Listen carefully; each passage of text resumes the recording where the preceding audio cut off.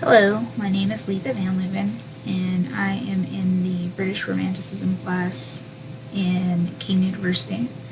This is my video project of my PowerPoint for our term project. Mine is titled No Need for Women, Reducing the Importance of Women in the Victorian Period as Exemplified in Mary Shelley's Frankenstein. Mary Wollstonecraft Shelley, better known as Mary Shelley, is the writer of Frankenstein, her most well-known work. Her mother was Mary Wollstonecraft. She's also the namesake for which Mary Shelley was named. She's very well known as the first feminist. Mary Shelley was a writer during an era full of predominantly male writers. Her story, Frankenstein, has never been out of print since its first publishing in 1818. Speculation since the beginning about what the metaphor for Dr. Frankenstein and the monster, Frankenstein's monster, which he created, what it could represent. Frankenstein is often thought to be the name of the monster and confused, but in reality, the monster did not have a name. Minimalization of the roles of women and Mary Shelley's own experiences in childbearing set the stage for the metaphor of women's oppression by men, on which the story was written. And then I've included a photograph, painting, of course, of Mary Shelley over to the right. Her mother, the original feminist, Mary Wollstonecraft, was the mother of Mary Wollstonecraft Shelley. Mary Shelley's father was William Godwin. Mary Wollstonecraft was a writer. She was very well respected. She had written children's books, a few letters that turned into short novels, essentially, and were published as books. She went on through life experiences she saw around her. They led her to pave the way for her to use her words for women and allowed women to follow behind her in ways to fight for their rights and for their independence. When she was young, her father used to beat her mother. She would get in between them to try to defend her mother. Her sister also was abused by her husband. She ended up befriending a very close friend and essentially having mostly females around her, aside from William Godwin, who was very, very supportive of her efforts in women's rights. She passed away, unfortunately, after slipping into a coma due to blood poisoning caused from birth complications after giving birth to Mary Shelley. And then I've included a quote here. Wollstonecraft's views were conspicuously radical at the time when women had no political rights. They were limited to a few lowly vocations as servants, nurses, governesses, petty shopkeepers. They were legally non-persons. They lost their property to their husbands in marriage and were incapable of instituting an action in the courts of law. So a lot of that really was what made Wollstonecraft want all of that to change for women, because she had seen her mother suffer, she had seen her sisters suffer, and various women around her as she grew. She also started a school for women, which was very early successful, but unfortunately ended up failing. Making the monster. Mary Shelley was only 19 at the time of writing Frankenstein. I'm 31 years old, and it's amazing to me that somebody as young as she was accomplished so much, writing an entire novel that now has been published for 200 years, non-stop. She was already married to fellow writer Percy Shelley at the time. They were on a trip with the infamous Lord Byron, as well as Mary's half-sister and a doctor and friend of Lord Byron when the book was written. Lord Byron, essentially trying to drum up some entertainment, decided on a cold and rainy night to challenge everyone to write a ghost story. And Mary Shelley thought up Frankenstein during this, and it ended up turning into an entire novel versus a short story, and she's actually the only one who completed a story at the time.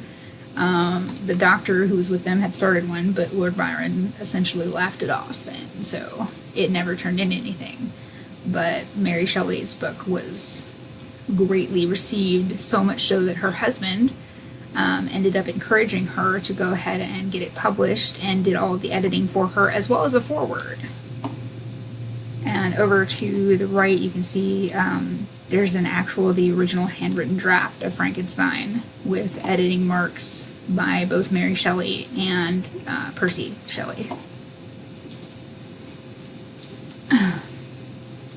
Mary Shelley's Frankenstein was met with rave reviews. Very, very popular. Many publishing houses commented on what a good story it had been. Unfortunately, however, Mary Shelley, being a woman, had submitted it anonymously. Her husband, however, had put in a foreword and, introduction essentially to it. And so no one knew who the author was, but quickly began trying to make guesses about who they thought could have written it. All of the guesses were male, and some even were supposing that perhaps Percy Shelley had written the story but only given the foreword in case the story flopped. Sir Walter Scott, however, wrote a very famous, favorable review of the book, and Mary Shelley took his review and chose to let him know first and be the first one to know that she had actually written the story. She confessed her authorship to him, and because it was something so, graphically horrifying and grotesque, it was very, she was just very outspoken. She did something that women just shouldn't have done at that time.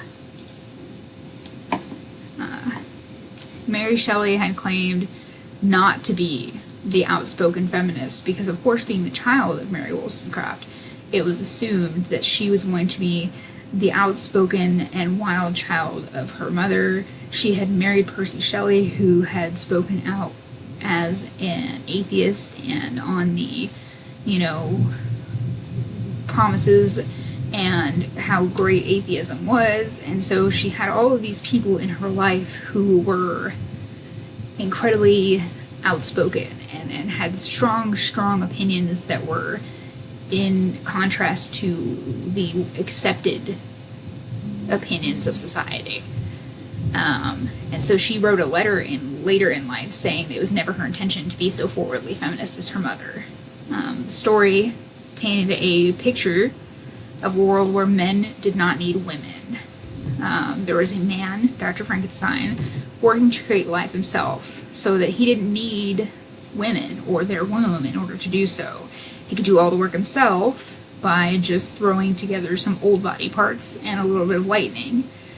This would be thus making women unnecessary in a time when they were already prohibited from doing very much at all aside from bearing children and being a man's wife. There were very few jobs that they could keep. Shelley read books on science, mathematics, and history, things, again, that most women just were discouraged from doing. These things helped to educate her on being able to try to create this experiment that Dr. Frankenstein had put together in order to write the book. Women in her story play minor parts. That includes Elizabeth and Victor's mother. They're killed off very easily, and the only part that they really play is to expose the emotional weakness within Dr. Frankenstein. Mary Shelley's first miscarriage had occurred really recent to the writing of the story, like within, I believe it was 2 months of the story, and her mother's death in childbirth combined with this caused very strong resentment of the idea that women should be thought of only as a vessel for childbearing. And to the right, you get to see a lovely Victorian maternity corset, because when you're pregnant, of course, you're thinking about how you need to hide your belly. I included some quotes here that I felt were very strong and very well expressed the ideas. One is this one. Also, there's a picture over here. It's the title of the drawing is The Horrors of Childbirth. The novel was written as a backlash to the most natural act of a woman, Shelley's repulsion not only against giving birth, but against newborn life. Fear and pain are certainly real and common feelings during the most preliminary stages of motherhood, yet they were rarely discussed. Childbirth is often associated with miracles, light, and the pure happiness and instant maternal connection when the mother holds her child for the first time. Shelley rejects this miracle when describing Victor's first time laying eyes on his creation instead of the habitual beauty and innocence associated with a newborn. Furthermore, the creature as a revision of Eve demonstrates the inherent marginalization of women, very much like Eve, who was created upon an agreement between Adam and God with no consideration of her own free will. The creature was brought into the world for Victor's personal intellectual glory, then promptly rejected from the world due to the divergence from its intended purpose. And then, as you can see, there is another piece of artwork to the right, just a picture I found of the expulsion of Adam and Eve. And to sum things up, the monster kills the creator. The monster within the story brought about the demise of its creator. In the end, Mary Shelley wanted men to understand and to know that their opinions of women being so low, the oppression of women, would eventually come back to bite them. Women would eventually stand up and say, this is enough. If you continue to think that you don't need us, you're going to, end yourselves. Without us, and without us as your partners, you're lacking. And I think that's very true. I think that there is a very strong need for both women and men. I feel that there's a reason that, we were both created. We even each other out. Women have certain qualities that need men, and men have certain qualities that need women, and when the two are together, it's, we create a whole that can function better than if one part of that is trying to do everything, and then the other part's trying to do everything. So, I feel very much like the story is very representative of that. I feel that the monster definitely represents what can happen when one person thinks that they can do it all themselves and they need no one else. I've included a bibliography here to show all of the various sources that I use to help myself learn and understand both the story as well as roles of the genders during the time period. And thank you very much for watching and for listening.